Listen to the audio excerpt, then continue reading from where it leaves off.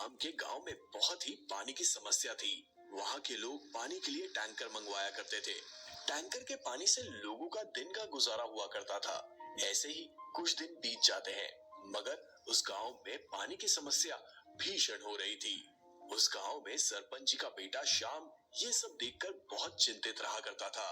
और ऐसे में एक दिन उसके मन में एक विचार आया कि अगर इस गांव के लिए कुछ करना चाहता हूं तो मुझे पहले इस गांव की पानी की समस्या दूर करनी होगी। मगर मुझे इसके लिए कुछ अलग सोचना पड़ेगा, कुछ नया। ऐसे सोच में उसके बहुत दिन बीत जाते हैं और एक दिन सूखी नदी के किनारे बैठे श्याम और उसके मित्र सुधीर एक दूसरे से बातचीत कर रहे थे। तभी, अरे सुधीर, मैं अपने गांव के लिए कुछ करना चाहता हूँ। इस गांव की पानी की समस्या दूर करना चाहता हूँ, मगर तरीका नजर ही नहीं आ रहा।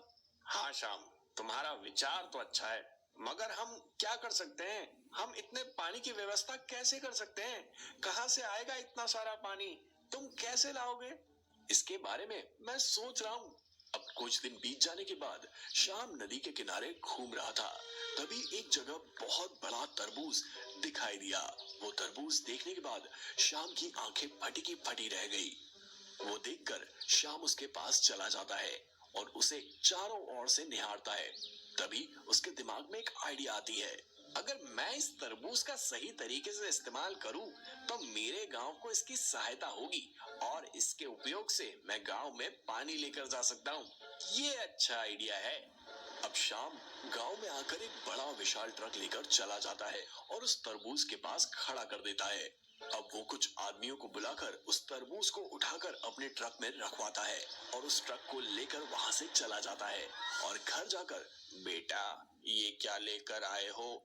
इतना बड़ा विशाल तरबूज तुमने कहाँ से खरीद कर लेकर आए? पिताजी, ये तरबूज नदी के किनारे पड़ा हुआ था। मेरी नजर गई तो मैंने उसे उठाकर घर लेकर आया और इसकी मदद से गांव में पानी की समस्या दूर करना चाहता हूँ। तुमने ये बहुत अच्छा विचार किया है बेटा।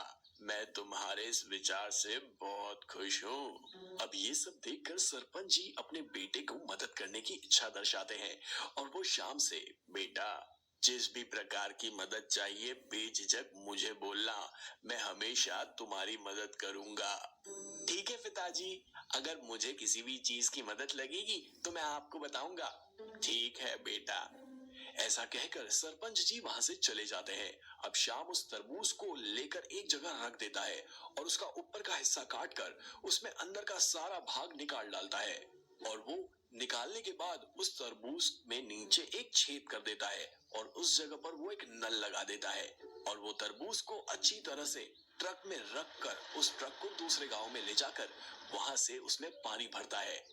और पानी भरने के बाद शाम वो ट्रक लेकर अपने गांव में चला आता है और गांव में जाकर गांव के बीचों बीच ट्रक को खड़ा कर देता है और पूरे गांव वालों से लाउड स्पीकर लगाकर कहता है, सुनो सुनो सुनो गांव वालों, आज तक हमारे गांव में पानी की बड़ी भीषण समस्या थी, मगर आज के बाद ये समस्या कभी भी नहीं रहेगी। भैया, ये कैसे मुमकिन है? मैंने हमारे गांव में एक विशाल तरबूज ट्रक बनाया है। इसकी मदद से हमें कभी भी पानी की समस्या नहीं रहेगी और हमें इस बरसात में ढेर सारे पेड़ पौधे लगाने होंगे, समझे? हाँ श्याम भैया, इस बरसात में बहुत सारे पेड़ पौधे जरूर लगाएंगे। ऐसा बोलते ही सारे लोग इसकी हाँ में हाँ मिलाते हैं और विशाल तरबूज के नल से सारे गांव वालों को पानी बांटता है और सारे गांव वाले पानी पाकर बहुत खुश हो जाते हैं और खुश होकर शाम को ढेर सारा धन्यवाद देते हैं। अब ये सब देखकर सरपंच जी की आंखें नम हो जाती हैं और वो अपने लड़के का नाम और उसका काम देखकर भूले नहीं समाते। अब गांव वालों को पानी का महत्व समझ आ जाता है और उस गांव के लोग अब पानी का महत्व समझकर उसकी कीमत करना जानते हैं और गांव में अगली बारिश के मौसम में सारे गांव वाले अब बहुत सारे पेड़ पौधे लगाते हैं और उसकी देखभाल भी करते हैं। इसी तरह शाम अपने गांव वालों की विशाल तरबूज की सहायता लेकर मदद करता है।